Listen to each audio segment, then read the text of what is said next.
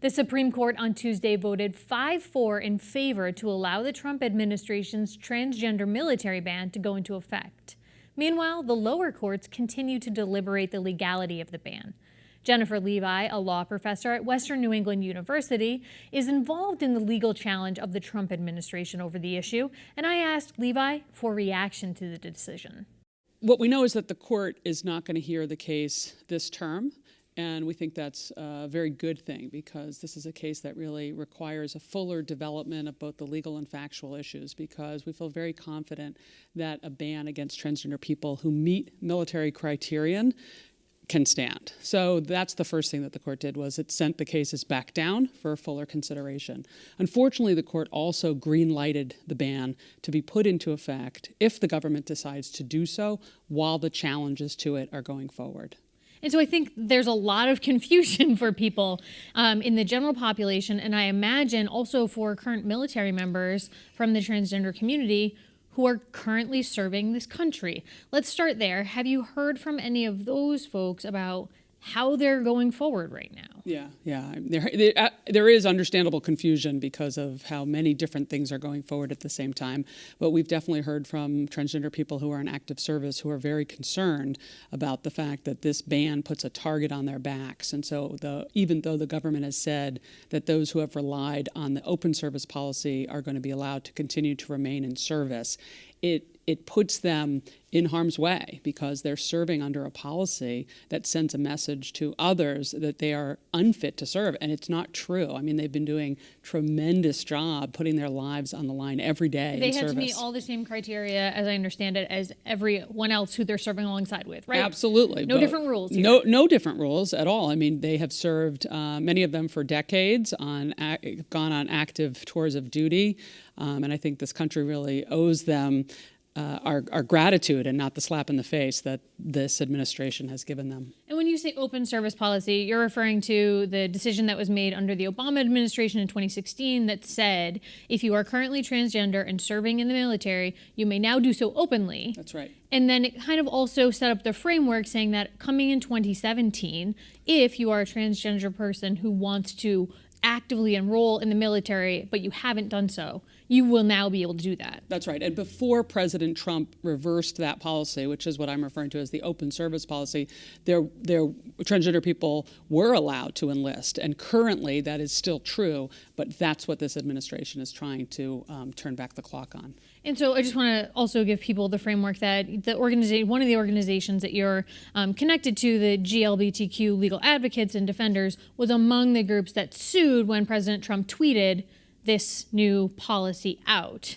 That's right. We represent plaintiffs both in active service and those who seek to enlist, and also individuals in both ROTC and service academies who are challenging the ban in two separate cases in federal district courts. Have you heard from people who were considering enlisting in the military who've now said, you know what, no thanks? Yeah, we absolutely have, and it's unfortunate because they are ready to serve their country, and we all deserve the military that is inclusive of everybody who meets those criterion. And it's really unfortunate that there are people who are now saying, I'm going to step away because I'm concerned that my future would be negatively impacted if and when this ban goes fully into effect. Because if I imagine you're thinking of this as a new job opportunity, you go through the rigors of whatever it would be to serve in the branch that you're in, and then possibly, it could be months, years down the road, I don't know, depending on the timetable this gets adjudicated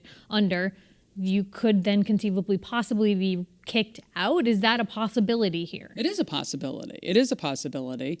And also, I mean, people move across the country. They make arrangements for their families. They depend on their, future careers in the military. And so, if the rug gets pulled out from under them, it really upends people's lives. And that's absolutely a possibility. That's what the Trump administration is proposing to do here. And I want to say, for the Department of Justice part, there was a spokeswoman who came out this week after the decision was came down from the court, and Carrie Kupek said that the State Department was pleased with the court's decision, and in part that the lower court rulings had forced the military to, quote, maintain a prior policy that poses a risk to military effectiveness and lethality. What's your reaction to that? Well, it makes no sense because, as we just said, transgender people have to meet every standard for service that anyone else has to meet. And so all the ban serves to do is to exclude people who can meet those criterion. There's absolutely no correlation between being transgender and a lack of fitness to serve. In fact, it's just the contrary, and the plaintiffs in this case have really demonstrated that by their decades of service. Any thoughts on your part about why the court didn't decide to fully deliberate this at this point and sort of make the decision it made in the way that it did? It's premature. I think this court felt that the government was seeking to leapfrog the ordinary appellate process, and that's in place to really bring out fully the legal arguments, the facts that are relevant to the case. And it would have been highly unusual for the Supreme Court to resolve a case that was in such preliminary stages. And now what happens with those lower courts that still are looking at this issue? Those cases will continue on the merits. The decision this week from the Supreme Court did not say anything about the challenge to the ban on its merits.